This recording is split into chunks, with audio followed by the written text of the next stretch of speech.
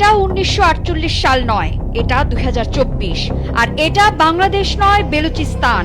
শত শত নিপীড়িত মানুষের সামনে দাঁড়িয়ে কথাগুলো উচ্চারণ করেছিলেন এক তরুণী চিকিৎসক। কয়েকটি বাক্যেই তিনি পাকিস্তান রাষ্ট্রকে ফিরিয়ে নিয়ে যান তার ইতিহাসের সবচেয়ে অন্ধকার অধ্যায়ে। 1971 সালের পূর্ব বাংলার স্মৃতি টেনে তিনি সতর্ক করে দেন, একই শোষণ, একই গুম, একই দমন পীড়নের পথ আবারও বেছে নিচ্ছে পাকিস্তান। সেই তরুণীর নাম ডক্টর মাহরাং বালোচ। কারাগারে বন্দী থেকেও আজ তিনি শুধু বেলুচিস্তানের প্রতিরোধের মুখ নন, পাকিস্তানের ক্ষমতার কেন্দ্রকে কাঁপিয়ে দেয়া সবচেয়ে আলোচিত কণ্ঠগুলোর একটি। 2023 সালের ডিসেম্বর মাসে বেলুচিস্তানের রাষ্ট্রীয় দমনপীড়ন ও জোরপূর্বক গুমের বিরুদ্ধে 1600 কিলোমিটার পথ হেঁটে পাকিস্তানের রাজধানী ইসলামাবাদে পৌঁছায় মার্চ এগেইনস্ট বেলুচ জেনোসাইড। সেখানে বাংলাদেশ প্রসঙ্গে টেনে আলোচিত এই ভাষণটি দেন ডক্টর মাহরাং বালোচ।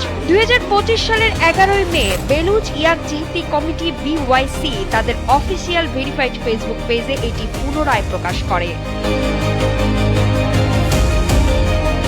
পাকিস্তান 1971 সালে বাঙালিদের ওপর বর্বরতা চালিয়ে নিজের দেশকে টুকরো করেছিল। সেই একই শোষণের নীল নকশা তারা আজ আঁকছে বেলুচিস্তানে।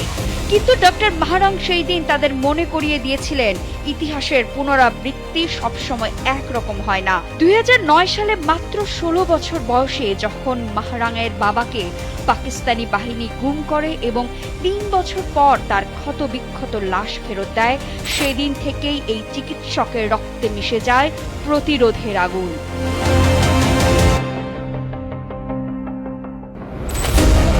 মাহরাং বালোচ তার একটি ঐতিহাসিক ও আবেগঘন ভাষণে মনে করিয়ে দেন, তৎকালীন পূর্ব পাকিস্তান যেভাবে শুরু থেকেই রাষ্ট্রীয় বৈষম্য, ভাষা ও সংস্কৃতির ওপর আঘাত এবং রাজনৈতিক বঞ্চনার শিকার হয়েছিল, আজকের বেলুচিস্তানও ঠিক একই চক্রের মধ্য দিয়ে যাচ্ছে। 1948 সালে বেলুচিস্তানকে পাকিস্তানের অন্তর্ভুক্ত করার পর থেকেই সেখানকার মানুষের ওপর যে দমন পীড়ন শুরু হয়, তার সাথে তিনি তৎকালীন পূর্ব বাংলার শোষিত মানুষের মিল খুঁজে পান।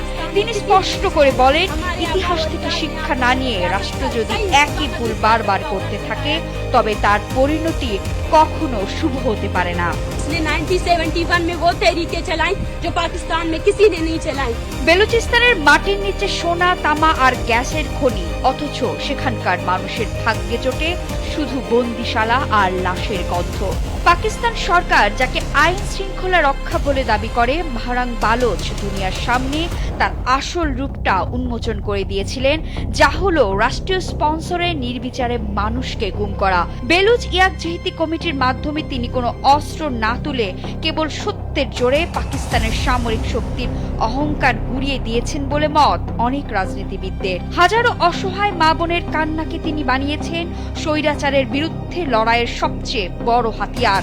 আর এই কারণেই আজ আন্তর্জাতিক মহলে তিনি নোবেল শান্তি পুরস্কারের অন্যতম দাবিদার। 2024 সালের এক বিক্ষোভের সময় আধা সামরিক বাহিনীর সদস্য নিহতের ঘটনায় সন্ত্রাসবাদ ও রাষ্ট্রদ্রোহের মিথ্যা অভিযোগে ডক্টর মাহরাংকে 2025 সালে গ্রেপ্তার করা হয়েছে বলে দাবি রয়েছে। পাকিস্তানের এক সন্ত্রাস বিরোধী আদালত তাকে যাবজ্জীবন কারাদণ্ড দিয়েছেও বলে মত অনেকের। তার পরিবার ও আইনজীবীদের মতে এই বিচার ছিল সম্পূর্ণ প্রহসনমূলক, যেখানে তাকে আত্মপক্ষ সমর্থনের ন্যূনতম সুযোগও দেওয়া হয়নি। কিন্তু লোহার গরাদ দিয়ে কি আর আগ্নেয়গিরি চেপে রাখা যায়?